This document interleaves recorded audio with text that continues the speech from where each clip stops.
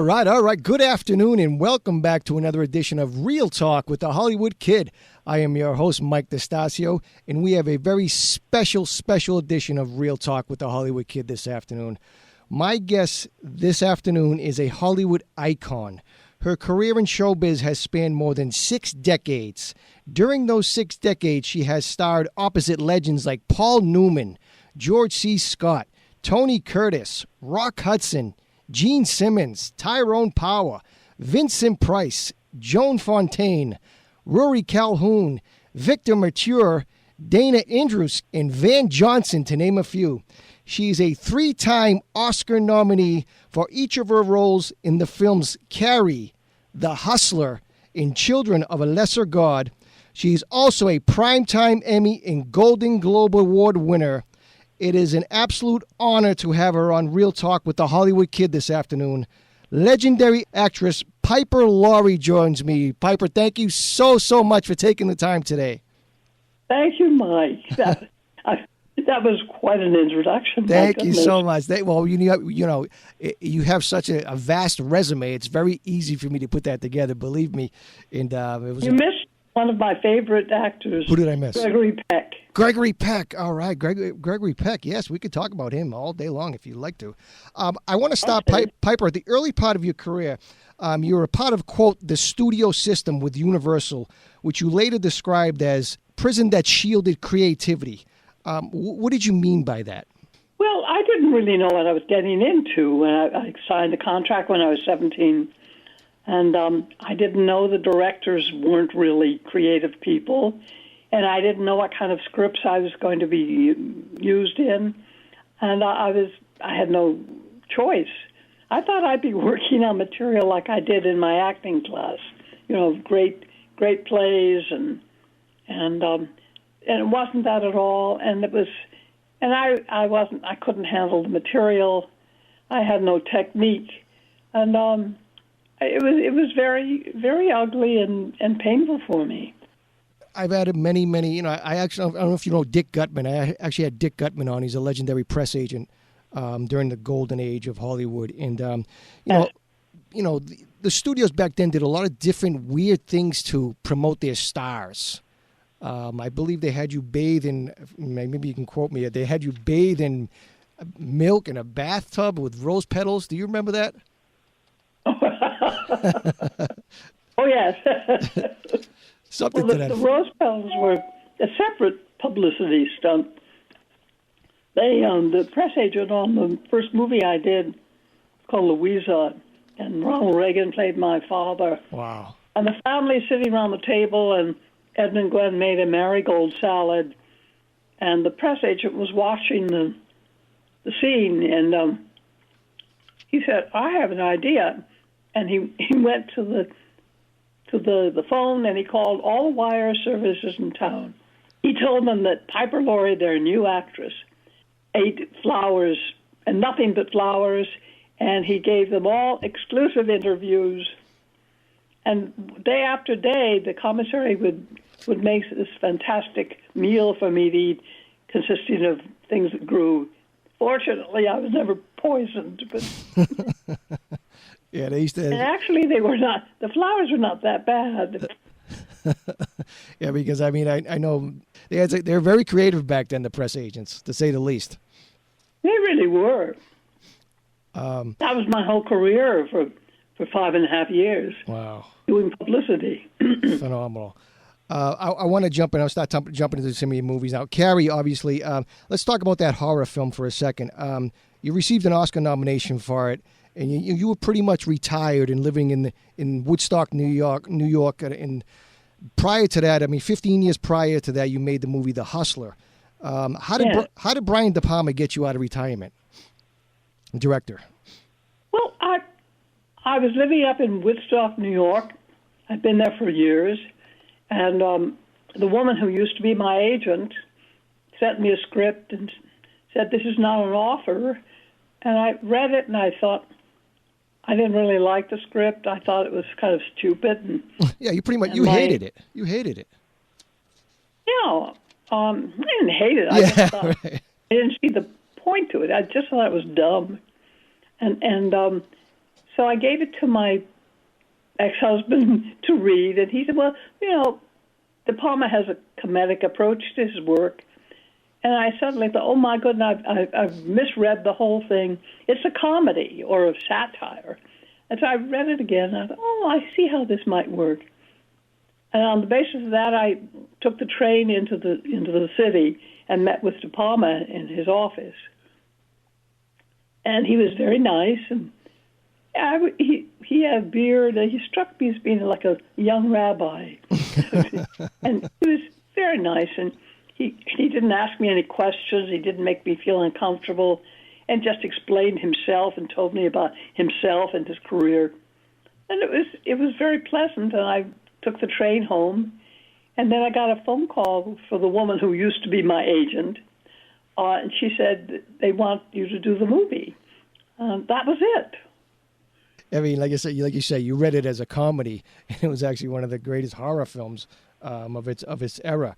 As a matter of fact, I had worked out some, I thought, funny bits to do in one of the scenes that I was doing with Sissy. And I did it a couple of times, and then Brian stopped me, and he said, wait a minute, Piper, no, you can't do that. You're going to get a laugh. I thought, oh, my God. I misread this whole thing. And so I didn't say anything. I was just so embarrassed. There's a fine line there between comedy and seriousness. From what I read up on, the makeup artist Zoltan did an incredible job with both you and Sissy. Did you know that? Your makeup artist's name was Zoltan? Oh, I remember Zoltan. The famous scene at when you're getting killed, with the way they set up, that for you was fun, in a way, because that looked so painful, but you were actually enjoying it. Oh, well, the photography was brilliant, and I thought Zoltan was brilliant because he put very little makeup on either my face or Sissy's. But if you're talking about the special effects when I died at the end, well, that was it wasn't just the makeup man. It was really, I have to give credit to all the departments. They did a good job. How was the vibe on that set? Well, I only worked with Sissy, and I did see Amy the few days that we had rehearsals before we started the movie. And I didn't really have, I don't know, they were a lot of young people, and they seemed happy and hardworking. I think I worked 2 weeks, maybe 3 weeks at the most. It was all very pleasant, and I had a good time. I want to jump, obviously we're going to jump into The Hustler. That's another incredible film that you got an Oscar nomination for playing the character Sarah Packard.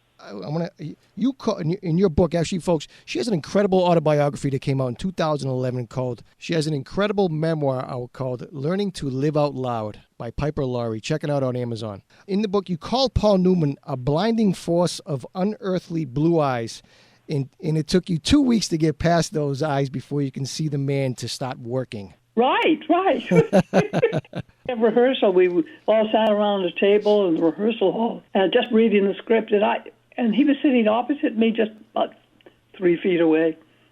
Wow! I looked up and I just couldn't take it. I could hardly get my first lines out. And after a while, I got used to it. He's one of the most genuine. Right. I mean, people I've ever known. I've interviewed so many wonderful actors back then that actually worked with him, and they all, like you just said, they all said he was one of the nicest human beings to ever be around. Yes, it's true. Talk about working with George C. Scott in that film.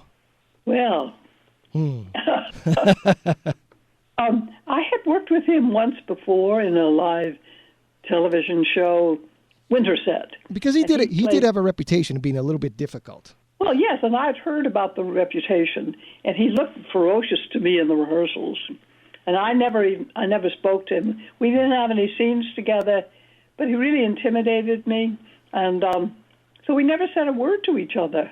And then when he was cast, I went along with Robert Rawson the evening Rawson wanted to meet George. We went backstage after seeing him in a play, took him out for a beer. And Robert Rawson asked me to come along because he thought I knew George because I'd worked with him. Right, of course. And I didn't say anything. I still didn't say anything. We spent a couple of hours at this little cafe, not talking to him. And during the whole movie, I didn't speak to him except for the lines in the movie. He scared me, and I thought it was very useful to hold on to that anyway. Because for the character. Because you go ahead. Years later that I met him, somebody took me to dinner at his house. It was a very, very comfortable, home-cooked dinner. And he was just a different person and tossed me up into the air when he saw me, and Rosie, and hugged me. And and then I worked 3 times as his wife in some things. So he was a I did one of, I think it was the last show he did. Anyway, he was a terrific, wonderful actor. I find this interesting, Piper. Maybe you can tell me if this is true or not. That during the filming of The Hustler, you actually never met Jackie Gleason. That's true. Wow. I was to meet him the night before we were to begin, and Robert Rawson took me downtown to the pool hall where Jackie rehearsed every night. And but he had left 5 minutes before we arrived, and because all our scenes were in different places, I never got to meet him. You never met Jackie Gleason in your entire career? No. Wow. No. I saw him once at the far end of the room at Sardi's once. You see him at Toots Shores? He was always there at Toots Shores.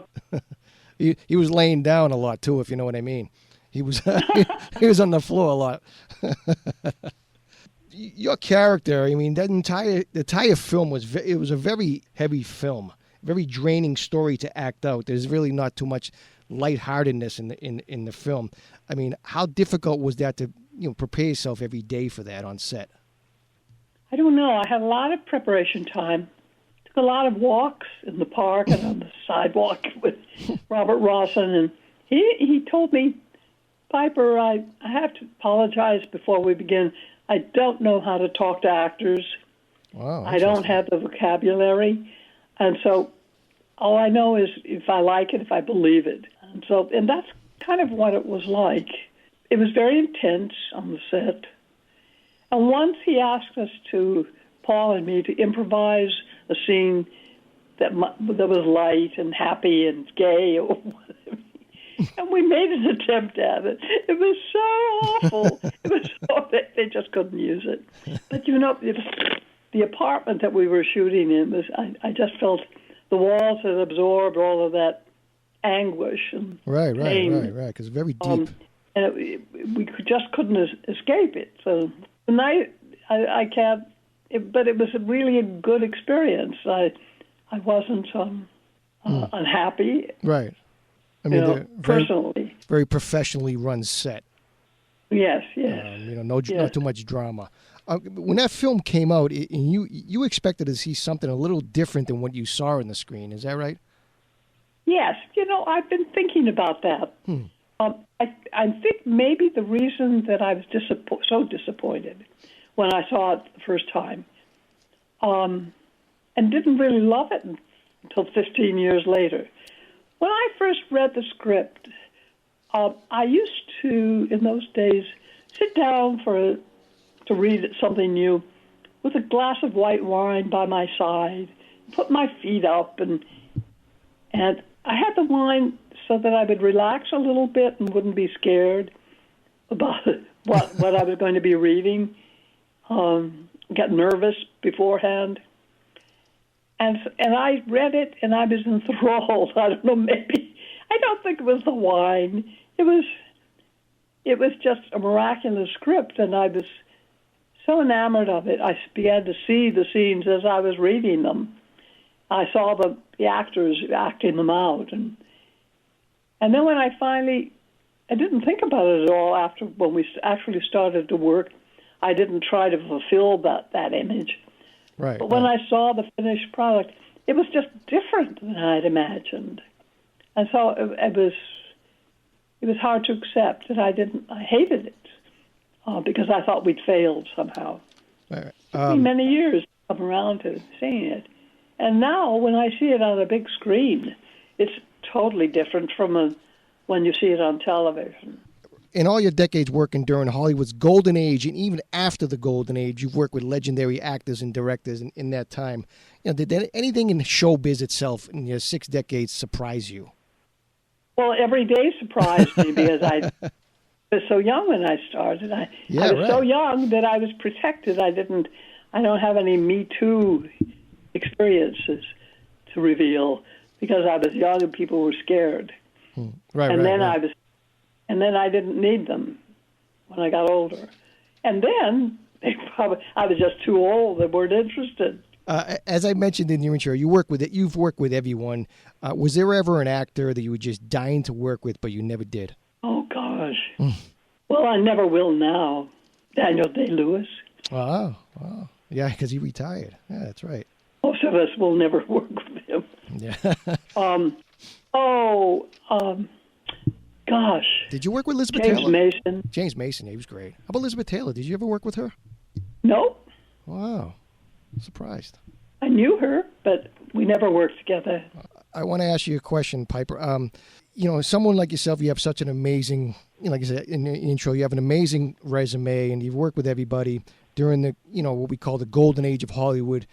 Back then, in my opinion, they used to make great movies like Casablanca, Gone with the Wind, The Wuthering Heights, Citizen Kane, The Wizard of Oz, all made during Hollywood's golden age.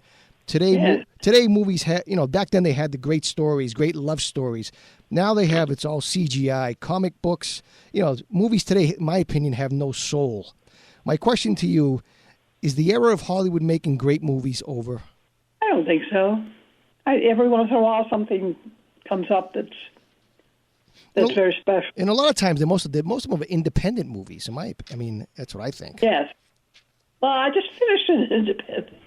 Right. That was hard. It should have taken 40 days to shoot, and we only had 15. Wow.